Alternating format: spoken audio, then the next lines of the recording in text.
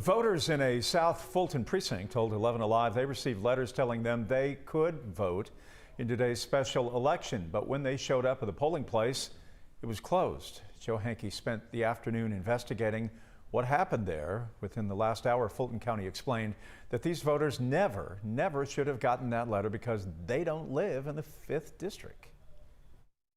Well, voter after voter in South Fulton today tried to get into their voting precinct, but they found locked doors. They were coming out to vote today after they received a letter in the mail earlier this month listing this as a voting precinct for the 5th district special election. Turns out, though, that was all by mistake and they should have never received that letter. This letter on Fulton County letterhead sent to some Fulton voters earlier this month lists New Life Presbyterian Church as their polling location for the September 29th election. The only election today is the 5th district special election. I'm very upset. I mean, there's so much that, we have constantly been talking about and having to deal with when it comes to voter suppression. And Marsha Cross received the letter, and that was her reaction this morning after she says she found her usual polling location was locked.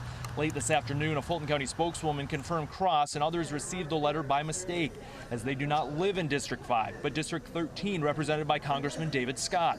Cross says she did not think twice about the letter, as she assumed redistricting or some other change took place that would have moved her to a new district. Throughout the day, voter after voter arrived, found the doors locked, and said they had received the same letter. And that letter sent to voters by mistake led to a lot of confusion. I talked with several voters who told me they believed their vote was being blocked when they came to their polling location and the doors were locked. A spokeswoman for Fulton County tells me the county is looking into how that letter was mistakenly sent to an unknown number of voters. As soon as we have that information, we will update you on 11alive.com. All right, Joe, thank you.